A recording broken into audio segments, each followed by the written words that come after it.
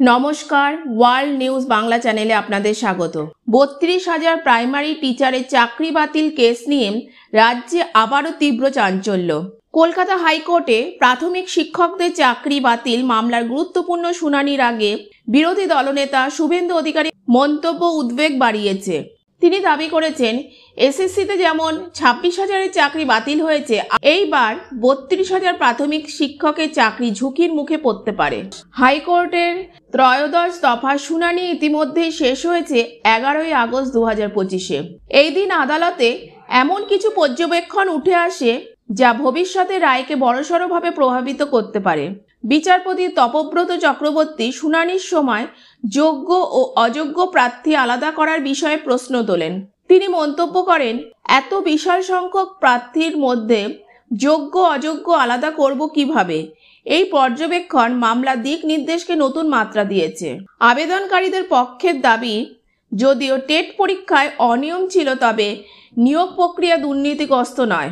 তাদের বক্তব্য, একক বেঞ্চের আগের রায় মূলত টেট দুর্নীতির ভিত্তিতে ছিল, কিন্তু নিয়োগ বাতিলের যুক্তি সেখানে ছিল না।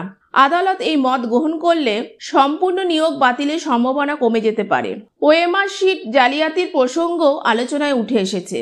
বিশেষত ২০১২ সালের টেট পরীক্ষার ওএমআর দুর্নীতি প্রমাণিত হলে এর প্রভাব পড়তে পারে তিনটি বড় নিয়োগ প্রক্রিয়ায়।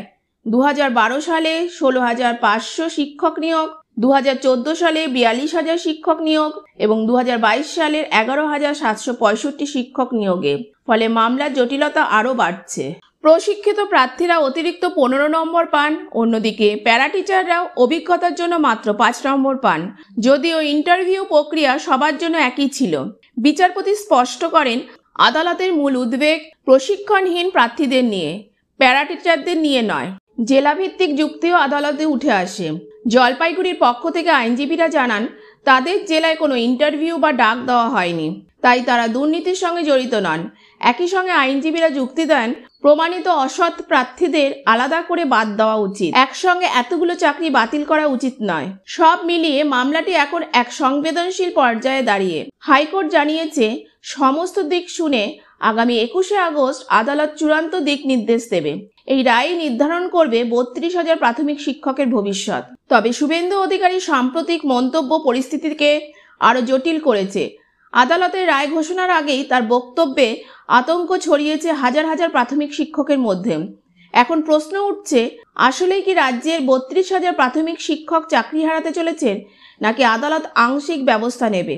এর উত্তর মিলবে ২১শে আগস্ট রায় ঘোষণার পরেই। খবরের আপডেট পেতে চ্যানেলটিকে সাবস্ক্রাইব করে রাখুন, ভিডিওটি লাইক এবং শেয়ার করতে ভুলবেন না এবং আপনাদের মূল্যবান মতামত কমেন্ট বক্সে লিখে জানান। ধন্যবাদ।